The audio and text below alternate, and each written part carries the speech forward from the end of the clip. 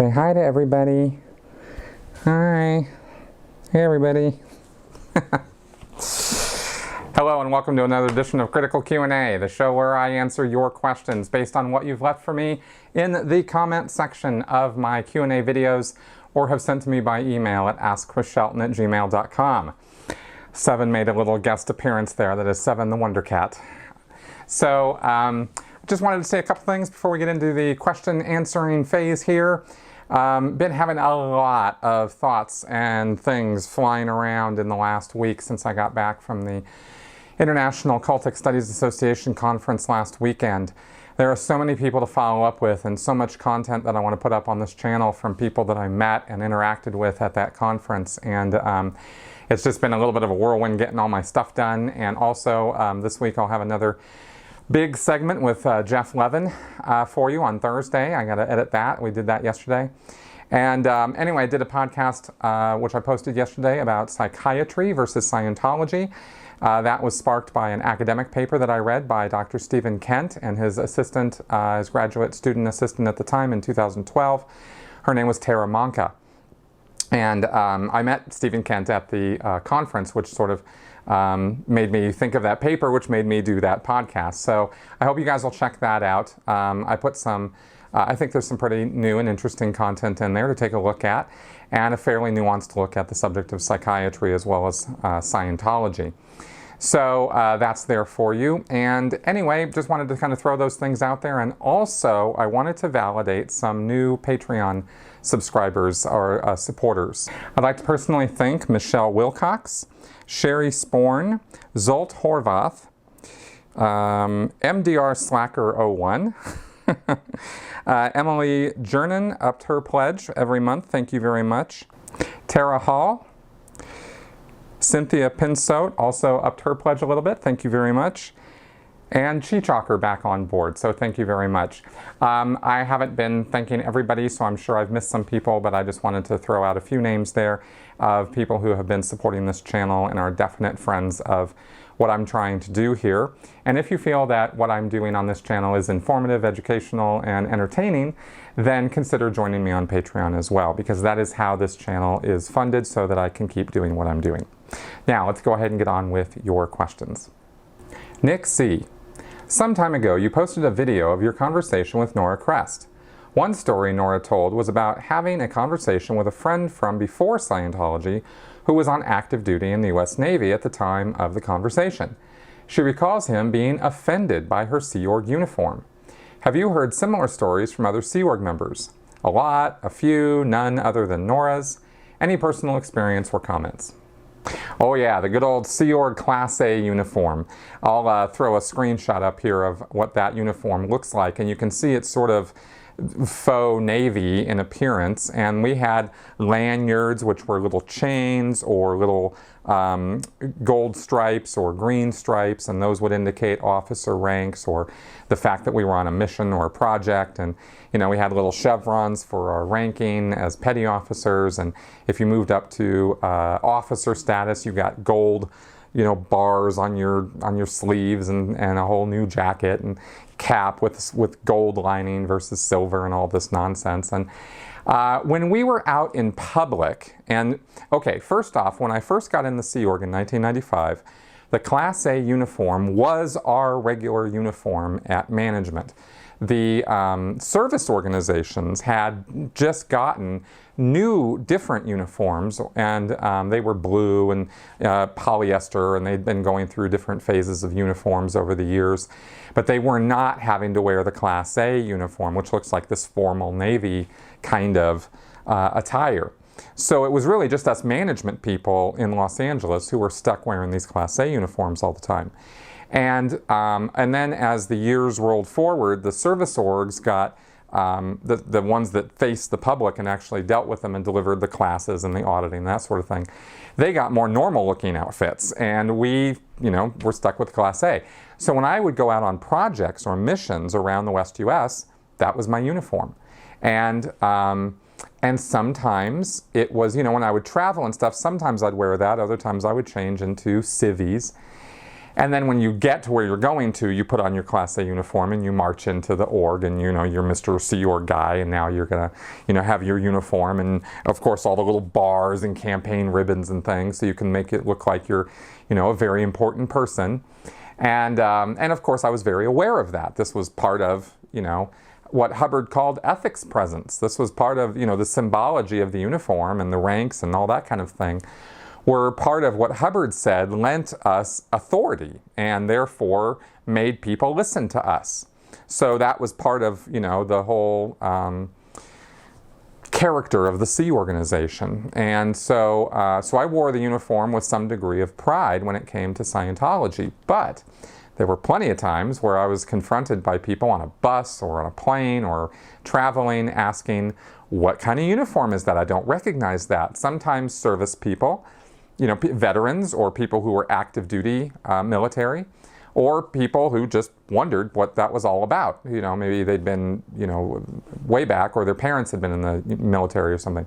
So I sort of would just say honestly, well, I'm in the Sea Organization, which is a division of the Church of Scientology. And they'd go, oh, okay. And I wouldn't get too much crap about it because people, I might get some funny looks, but generally speaking, people are nice, when they confront you in person and they don't have any cause to really be upset with you or something. And I didn't get a lot of upset reactions over the years when I mentioned that I worked for the Church of Scientology, but it was always I always had a little bit of attention on it. I was maybe somebody's gonna, say something. And sometimes people would really want to have these conversations about it. What are the ribbons and why do you wear that uniform and this, that kind of thing. And I might compare it to, I had enough awareness to, not come across as a total imbecile. So I'd say, well, we're in the Sea Organization. Maybe it's akin to the Salvation Army. They wear uniforms sometimes, stuff like that. Just try to draw some kind of normal comparison to what I was doing. But in the later years, a recruiter actually, who's out of the Sea Org now, ironically, but I heard him say one time, somebody asked him, well, what's that uniform? And he said Special Forces, Special Peacekeeping Forces, right? And I just laughed. I thought that was funny. And then I used it a couple times. And again, people just wanted an answer to the question. They really didn't care what the answer was. So I didn't get grilled about my Special Forces training or something like that.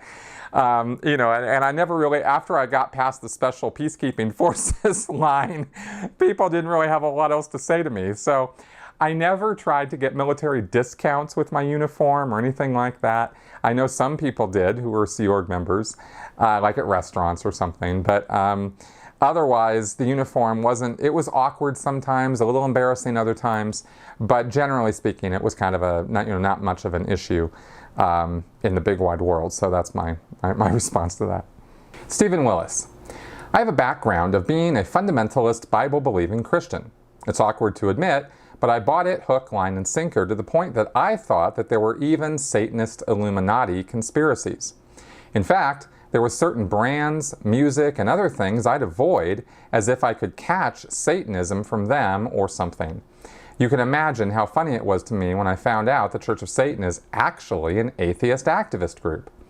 With the conspiracy mindset of the Church of Scientology, did you have similar experiences in avoiding certain things?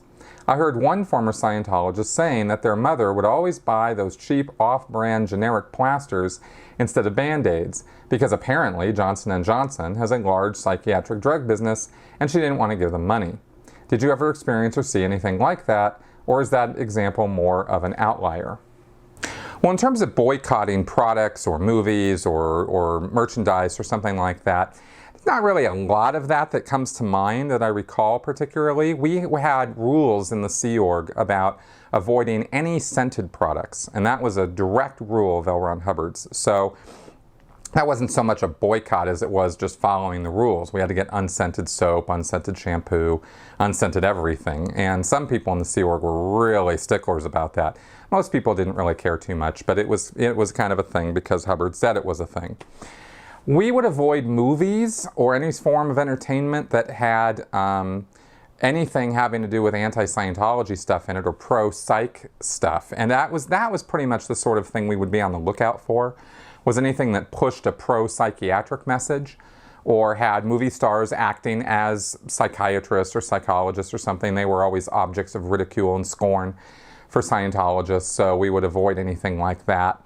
Not necessarily like, okay, I can't see that movie, but it was more like, okay, well, maybe it's a good movie, but that actor really, you know, I didn't like him because he was a psych or something, you know. We had to, I was told, for example, to avoid Bowfinger that had Eddie Murphy in it because Terrence Stamp, I think, yeah, plays a guy who's clearly a parody of L. Ron Hubbard and Scientology. I think they call it Mindhead. I never actually did end up seeing the whole movie, but we'd hear about things like that and learn to avoid that sort of thing. And also, of course, we had to avoid any kind of anti-Scientology materials in the bookstores. I was in the bookstores all the time, and I remember reading about, you know, A Piece of Blue Sky. You got to avoid that, you know, this John Atack book. There were certain books that I think I remember seeing a list one time of suppressive books or books put out by suppressive people, and that was one of them. But as far as avoiding places to eat or places to shop or something, I don't really recall anything like that. I've seen more of that out in the big wide world since I left Scientology, with people boycotting Hobby Lobby or Papa John's Pizza or Walmart or something, you know, because they're protesting unfair trade practices or the religious component of the ownership of these companies, and they, you know, kind of get down like Chick-fil-A, you know, I'm not going to eat at Chick-fil-A, screw those guys. You know, I don't eat at Chick-fil-A because I don't like their food. I don't think it's very good fast food. Not because I don't, you know, because I want to stick it to them because they have Christian beliefs. I don't really care too much about that. You know, but I do get the point. I mean, I understand when people have a moral objection to something. I don't make fun of them or say that that's, you know, stupid. I just don't particularly agree with it. So I boycotted Walmart for a while because I was really angry at the unfair practices, and then I realized I wasn't exactly bringing Walmart to their knees. And they do have some really good deals, and sometimes I don't have a lot of money, so it makes sense to go shop there for certain things. So anyway, you know, I think you get my point. In the Church of Scientology, unless we were specifically ordered to avoid some place, and again, I can't even recall a time where that ever really happened.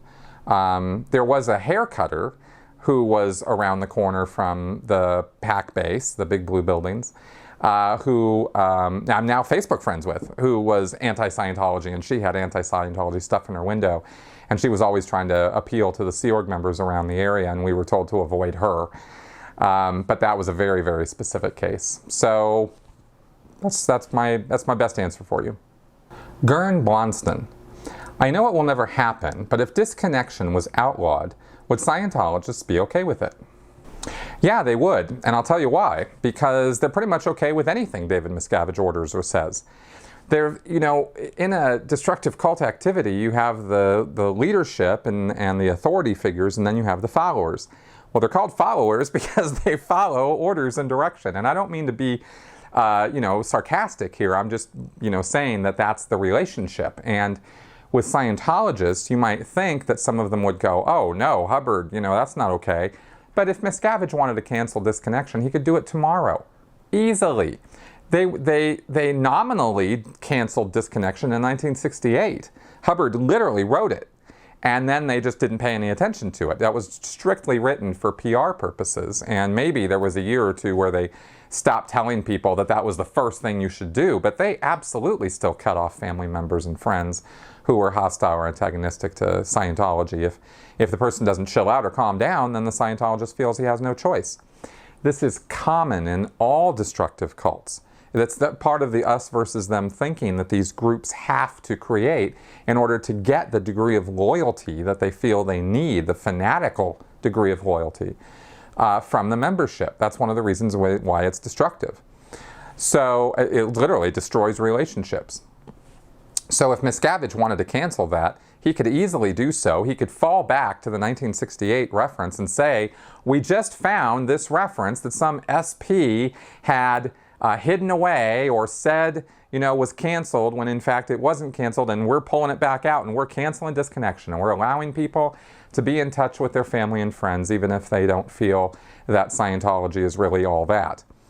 But I'm sure from what I've already said in this answer, you can see why they would never do it. And like you mentioned in your question, it's not going to happen because it's all about power and control. And that is one of the main tools that David Miscavige uses to exert power and control over his base. And they're not going to give that up. If people started being able to, I said early on after I got out of Scientology, I realized just how big of a deal this was. When you're in Scientology, you don't really think about it too much. It doesn't happen to you, and it doesn't happen to people that you know that often. At least it didn't used to. Maybe now it's more prevalent. But when I was in, it wasn't like every other week there was a new disconnection order or something. And we weren't seeing the SP declares all the time. They stopped posting them in the early 2000s. It used to be that it was policy that if somebody was declared a suppressive person anywhere in the world, we would get a notice on the notice board. And every church of Scientology has a notice board. And so those would go up and we'd see them and we'd see that, Joe Blow was a declared SP and here's all the reasons why. And we'd go, yeah, bad guy, okay. You'd see one of those once a month or something. I mean, it wasn't like we were seeing lots and lots of these SP declares. And then they just sort of stopped appearing much at all. And yet I was learning more and more people were being declared, and I was like, what's up with this? How come we're not seeing the declare orders? And they were being hidden away in the file cabinet, right, in HCO, which was the area that dealt with ethics and dealt with suppressive people. So it took a few years for me to catch on to the fact that they were now being hidden away. So we weren't seeing them that often, so we weren't really thinking about disconnection that often, kind of getting back to my point here. So, it's not like this prevalent thing throughout the world of Scientology that disconnection is this big deal. It's only when it affects you personally that you start waking up to, wait a minute, I've been seeing this happen and it's happening to me and whoa, and that's when people start questioning. So, yeah, so they could get away, they could easily, Scientologists would easily accept that disconnection is no longer a mandatory thing, but Miscavige is never going to allow that to happen. Dequia D. Hubbard lost the rights to the term Dianetics in the early 50s, and then he brought about the term Scientology to replace it, along with past lives being a factor in the creation of a reactive mind. I remember seeing the TV commercials for Dianetics in the 1980s. I thought Scientology replaced Dianetics with LRH's resurgence in popularity in the early 60s and new book. What I am not clear on, no pun intended, is when, how, and why Dianetics came back to LRH's usage. Can you explain the history of the word from the loss of the rights to the word to current use? Yeah, this is a good question, actually. So Dianetics actually has a kind of an interesting history within the world of Scientology. Hubbard owned Dianetics, obviously he wrote it, and it was a big runaway bestseller in 1950. By 1951, it was tanking. He was involved in all kinds of personal nonsense, kidnapping his daughter and his wife, taking him to court. And this was actually being splashed around in media, and he had fled to Cuba for a while. I mean, there was all kinds of nonsense going on. And he was burning through cash and bankrupting the organizations and sort of trashing the whole thing.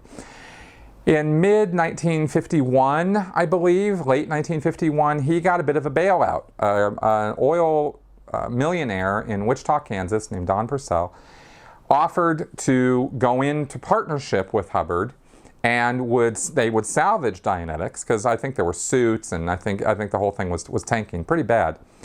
And Purcell said, okay, I'll handle all that, the business suits and the debts and all the stuff that you've racked up. I'll deal with all that because I really love this concept of Dianetics and I think this has really got a lot of potential. And so you and I, I'm gonna own these copyrights because this is how I understand it. I could be wrong about this, but this is how I understand it went down.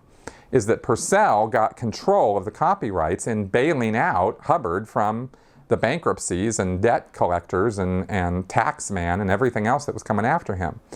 So Hubbard agreed. And they formed this kind of partnership. And Hubbard set up shop in Wichita, Kansas. and proceeded to develop Dianetics. And this is where the first inklings of Scientology started coming from at the end of 1951, beginning of 1952. This is when the word Scientology first appears, I think, in print in November 1951, and in a lecture shortly thereafter in early 1952. So he's got this term that he's drug out, and I think Hubbard said, and I believe that he had actually invented the term Scientology many years before, and was dragging it back out, and was maybe starting to think with the idea of religious overtones, spirituality. You know, he was kind of moving in this direction. They'd already been talking about the concept of past lives with the book Science of Survival that was published in early 1951, mid-1951. There was the concept of theta and this life force, you know, this elan vital. And so Dianetics was already morphing before Don Purcell even got on the scene. But then, like I said, he got the copyrights. And Hubbard proceeded to treat Don Purcell like he treats everybody. He treated him like crap. And their partnership was not long-lived. And Hubbard was running up debt again and doing his usual irresponsible, you know, tearing through money and basically not honoring his obligations or dealing with the organization in any kind of sensible fashion. So Purcell was getting a little impatient about all this, and then I think there was some lawsuits or some criminal prosecution, maybe for practicing medicine without a license. I think that was happening.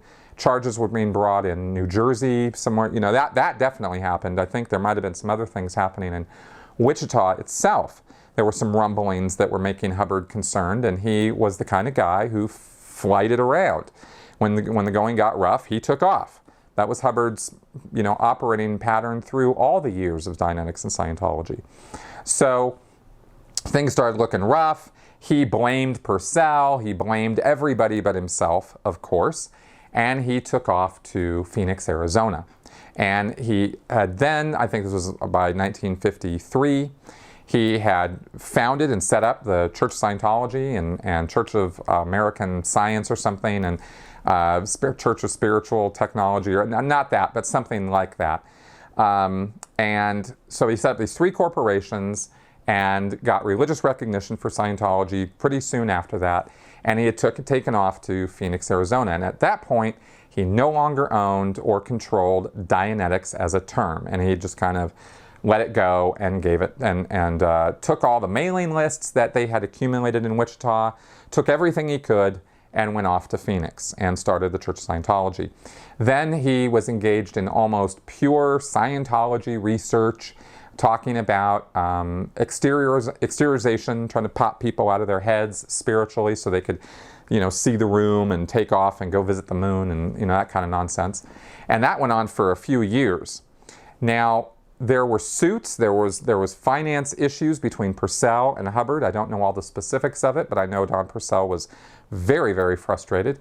I think he was trying to continue something with the Dianetics Foundation in Wichita, but it wasn't really going.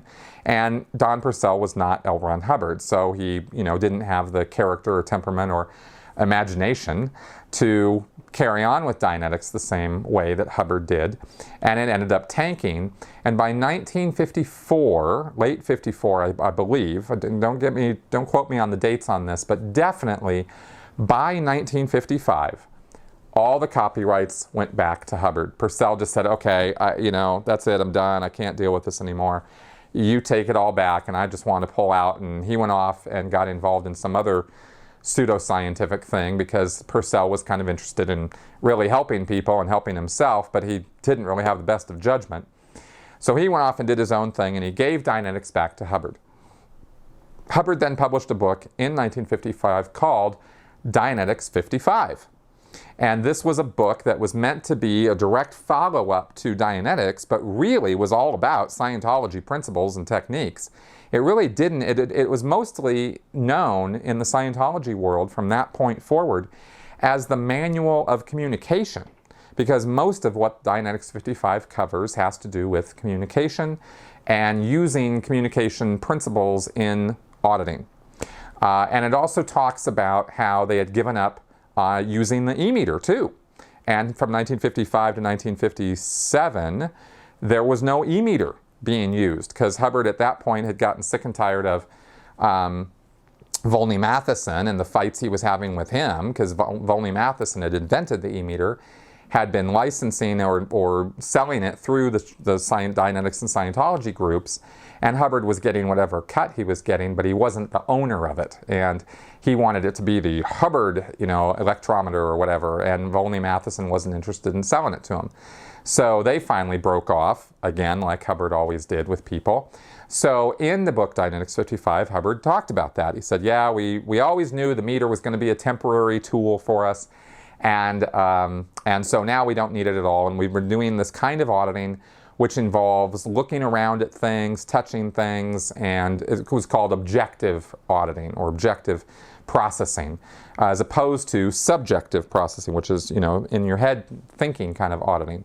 Objective processing was supposed to be an undercut to subjective auditing, and you would use it to get people under control and get them to control themselves, and and you could just run hours and hours and hours of this objective processing on people. That's what Hubbard had been working on all those years.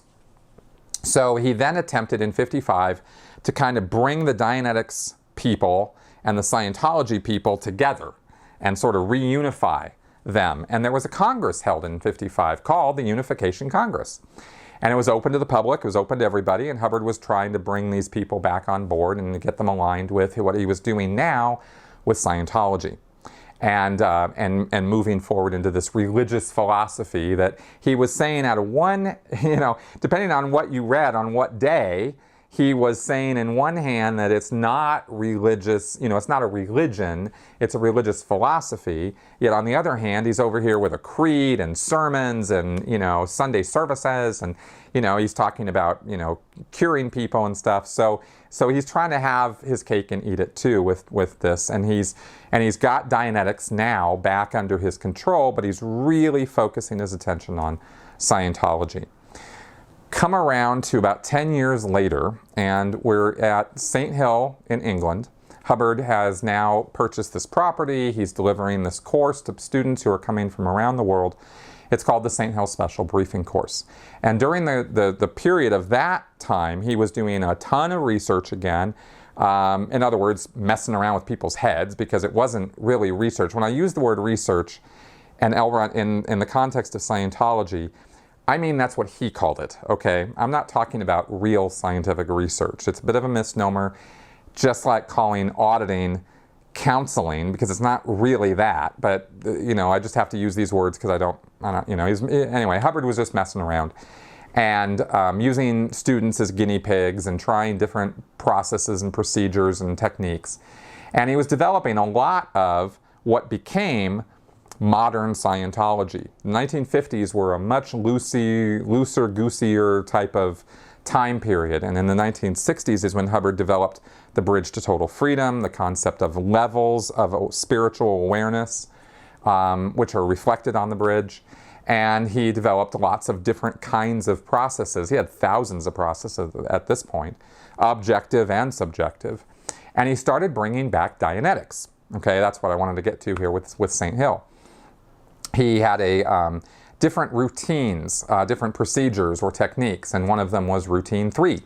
And that had something to do with recalling things in the past and Dianetics type activity. And so R3, that was the designation for that class of processes, and he started giving lectures and talking about bringing back doing Dianetics, because he said, a lot of you guys are doing all this Scientology auditing and you don't know where it came from. You don't understand book 1. You haven't read Dianetics. You don't know where all this stuff comes from and the whole concept of what we're doing with this thing called a reactive mind. So he started pushing Dianetics again, but he refined it and he started coming up with ways that you could deal with engrams, these painful, incidents in your past of moments of pain and unconsciousness. He started figuring out new techniques using the e-meter, because of course in 1957 they reinvented the e-meter with the transistor, and Hubbard had that completely under his control because a Scientologist invented that and gave it to him, and Hubbard had full copyright and control over the Hubbard electrometer, or electropsychometer I should say. So So that was 1957 forward. So by St. Hill's time, they had developed the Mark IV e-meter, and they were using this, and they were bringing back Dianetics. Come around 1968, 1969, you get this resurgence of Dianetics where Hubbard starts talking about bringing it back to cure people of things and also to train auditors to be better auditors. And, and what he comes out with is something called standard Dianetics. And this was the rage for a little while, but it was mainly used as a training tool. It wasn't really used so much as a way to get people up to, clear an OT. There was all these Scientology procedures to do that. And there were lots of changes through the years here. So really it almost depends on what month you're talking about as far as, what fit where, because there were just changes happening all over the place. But there was a period of time here where standard Dianetics was a revamped, retooled form of Dianetics. It used the e-meter, and it was intended to be faster and easier, and it was intended to be used as a training tool. Book 1 Dianetics that was still being sold this entire time, and people were still coming into Scientology through Book 1, but it was mainly looked at as this sort of older technology that they'd come up with all this new Scientology stuff that was so much better.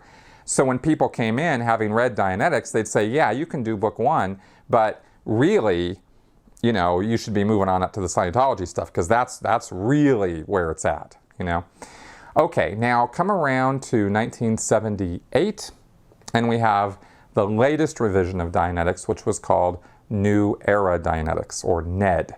And that was a further refinement of standard Dianetics into what's I referred to R3, and then there was R3R, which was revised version of routine 3, and NED was R3RA. This was just the numbering labeling system to show that things were being revised.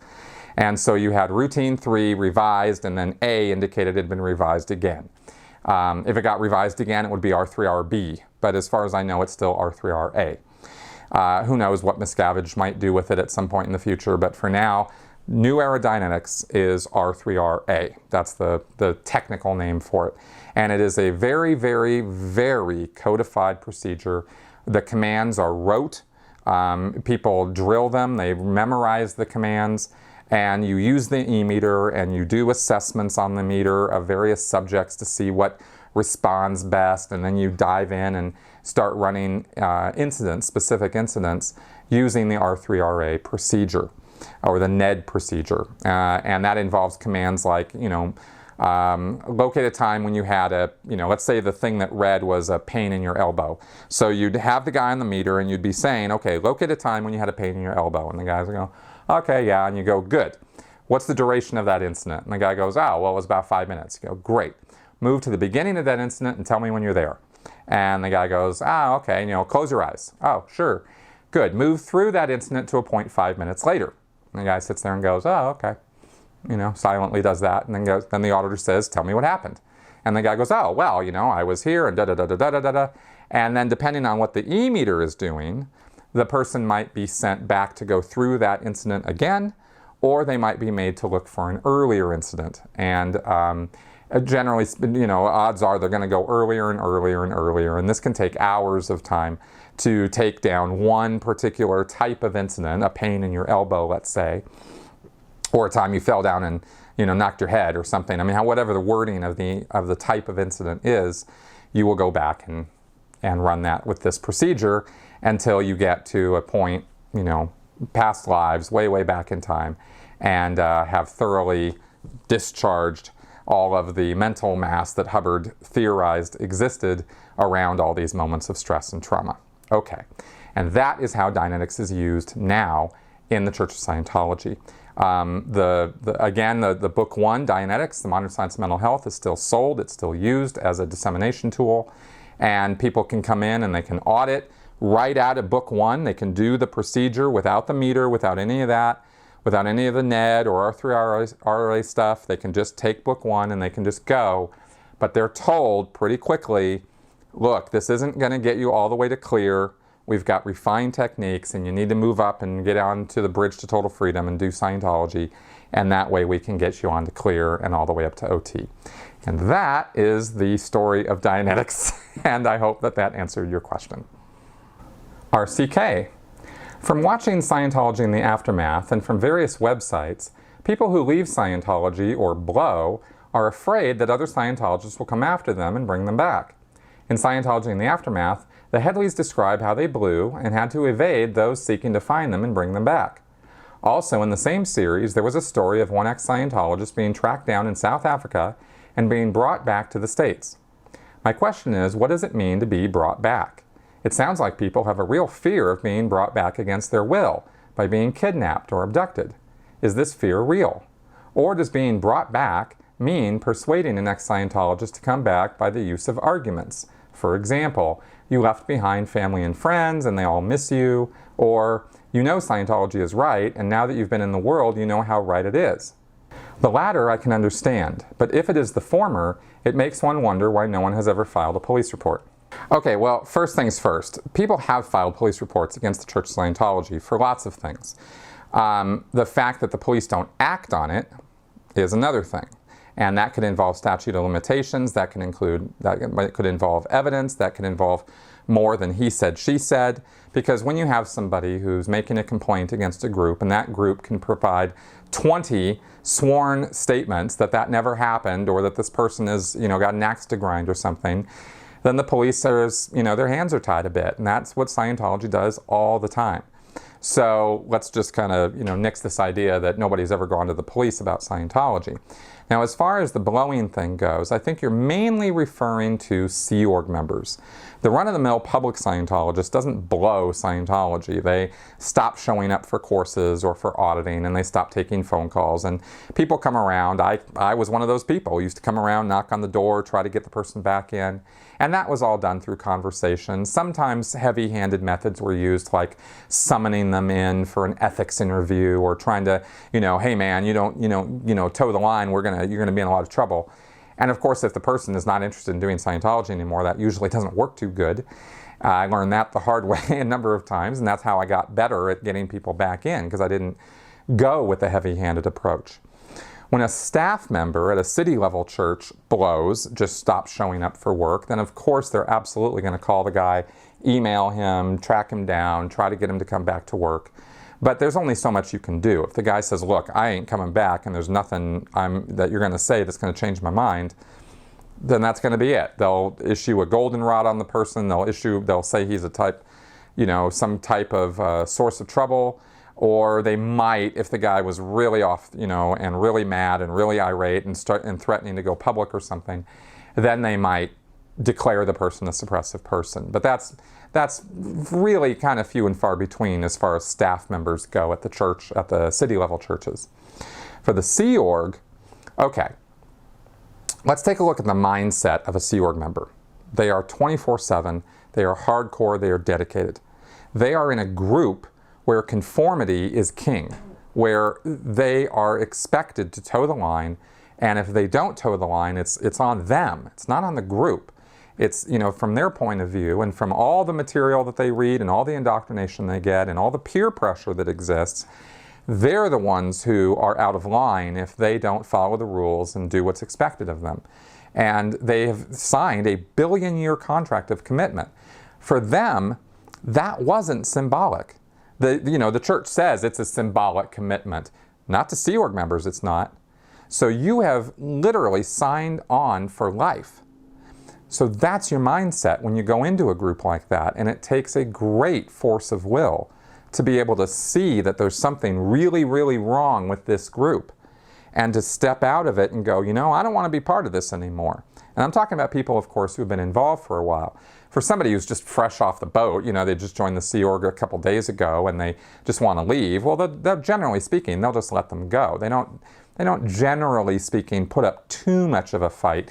Maybe the guy has to hang around for a month or two as they, clean some, scrub some floors or scrub some toilets or something, and they kind of run him through the ringer before they kick him to the curb. But for the long-term guys, there's a psychological component there, and it's a powerful one. So it's a big deal for them to step out of that group and stop conforming and step out from under that authority And they're very nervous about it. They're very conflicted about it. There's lots of doubts. There's lots of confusion. There's lots of uncertainty. And that is what gets preyed upon by people who try to go recover these people when they blow, when they take off. You know, they're generally speaking, they take off at odd times, middle of the night, early morning. I mean, they're tired, they're confused, they are overworked. They might have they're already, in many cases, suffering from some degree of anxiety, depression, PTSD. I mean, Scientology, you know, the Sea Org, really creates this kind of thing with its 24/7 high pressure, you know, call center kind of environment that it always generates for Sea Org members. The pressure is enormous. So stepping out of that, and you know, everything that sort of means for their future, because you know, when you buy into Scientology, you believe that this is your future. You don't, you know, this is the only thing that matters, and this is the only thing that's going to save yourself and save the world. So, you know, you come out of a situation like that by leaving, you know, in an unauthorized manner, and you got all kinds of, you know, things going on in your head. So if they can track you down through bus, you know, tickets or airplanes tickets, or through your credit cards or your ATM use or something like that, and they try all those methods to track Sea Org members down, if they can actually get to you, they're going to prey on every one of those doubts and uncertainties that you have. So yes, it is a conversation. I don't know, I can't think of instances where I would say there was kidnapping involved in recovering somebody, but that's not to say it hasn't happened. I'm just not thinking of anything off the top of my head right now. They will absolutely come and put their arms around you, you know, try to control you back over to their car. So to that degree, there's, you know, physical coercion. But, you know, they're not going to try to create a scene in public, that's for sure. That's why when Claire Headley went and just sat down on the floor in the middle of the train station or bus station, they couldn't really do anything. I mean, they were like, oh, you know, this is going to be, you know, we're going to have a scene here. And they don't want any scenes. They don't want to have anything to do with any of that. They don't want the police called. They don't want any kind of authority figures showing up. So they're going to do everything they can to avoid that like the plague. But they will still pursue the person through phone, email, text messages, calls, or in person, to try to get them back, because they are afraid of what the person's going to do. You know, somebody blows, they take off, now they're no longer under that mantle of control that the Sea Org has over its members. And they don't know what this person's going to do. So minimally, they want to do damage control. And they want to make sure that this person is still a true believer in Scientology, therefore is still a believer that that Scientology holds all the keys to their future, that their eternity is at stake. And they'll maybe let the guy go out of the Sea Org. They'll go, okay, come back, let's go through the process, and then they'll drag it out for months, as I've described in earlier videos here, as to how and why they do that. And if the guy still wants to go, fine, eventually he can get out of there. But they want to do everything they can to minimize PR damage to the church from former members. And I understand that at this point, they're actually paying people, you know, quite a bit, and reducing freeloaders' debts, and being, you know, coming off as kinder, gentler Sea Org now. And I think that's a direct result of our work, certainly Leah's work, and the work of Alex Gibney and Lawrence Wright. I mean, absolutely. But I think all of us have contributed to that, because the Sea Org now is taking actions to try to help get people jobs and make sure that everything is fine with them, and paying them more money than they were paying them before. And so that I think also so that the NDAs they have to sign have a little bit more teeth to them. And so that's why we're not necessarily hearing from as many former members as we used to, because the Sea Org, you know, they're cunning, they're crafty, they're not stupid. And they know that if they keep kicking people to the curb and abusing them along the way, that people are just going to go to the media and go to Leah and go to Mike Rinder or come to my channel or Aaron Smith-Levins. And they're going to talk, you know, or go to Tony Ortega and tell them a story. And so they're trying to minimize that now by, you know, not being quite so ruthless and authoritarian. But as far as the blow thing goes, as far as somebody actually taking off, everything I've said here is still completely valid and in force as far as I know. So there you go.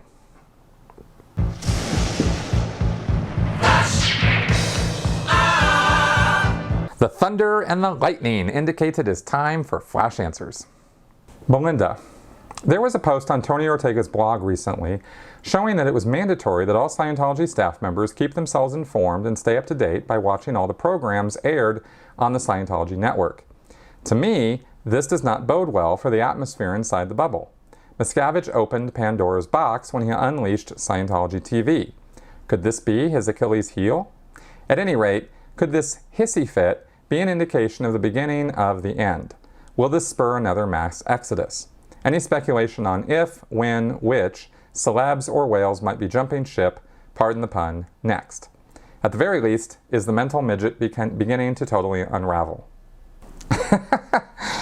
None of the above.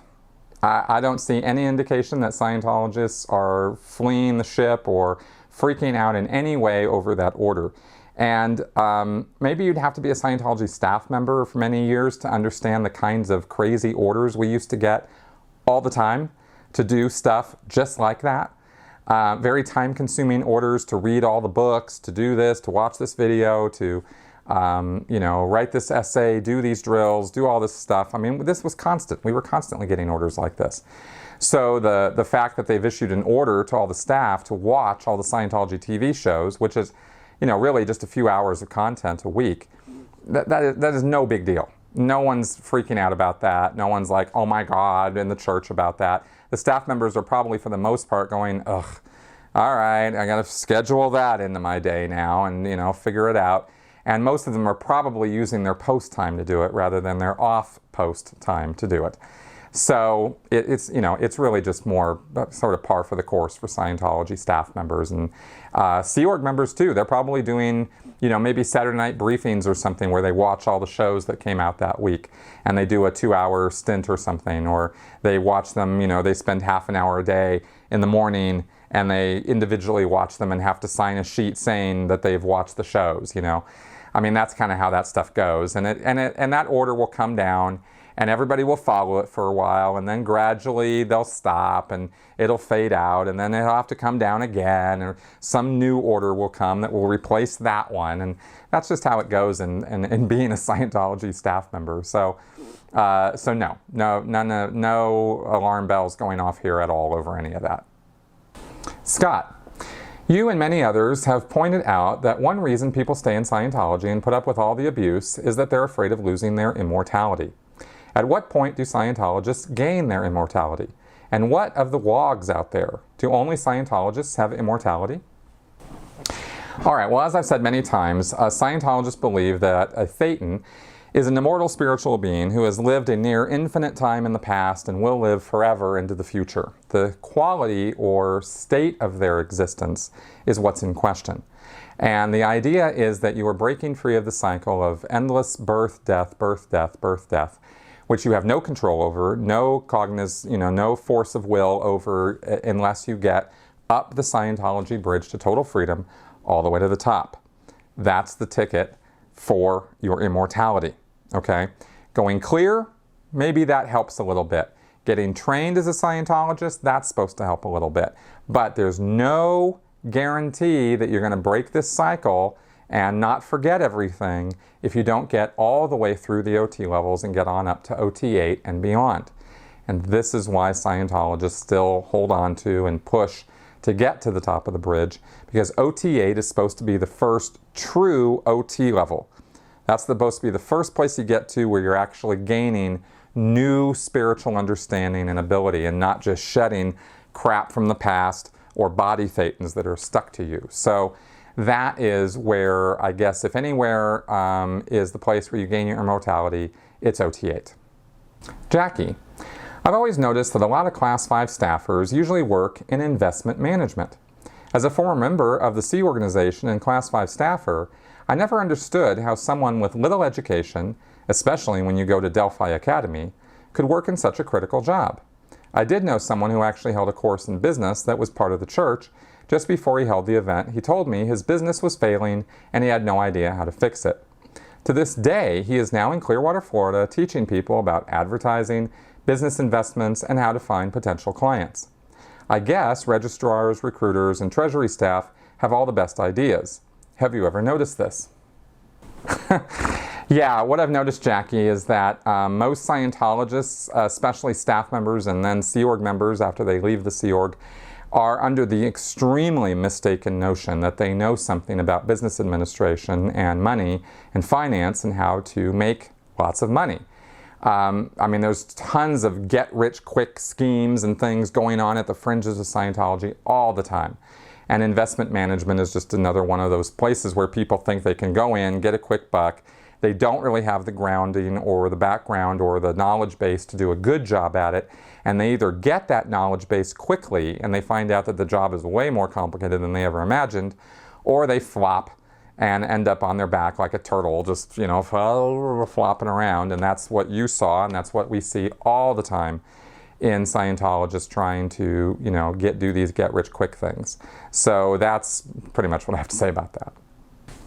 Okay, everybody, thank you very much for coming around and listening to my nonsense for another week. I really appreciate your viewership. Leave any questions, comments, or feedback, good, bad, or sideways, in the comment section below. I will be sure to see it. I love you guys' questions. Keep them coming, and I'll see you guys next week. Bye-bye.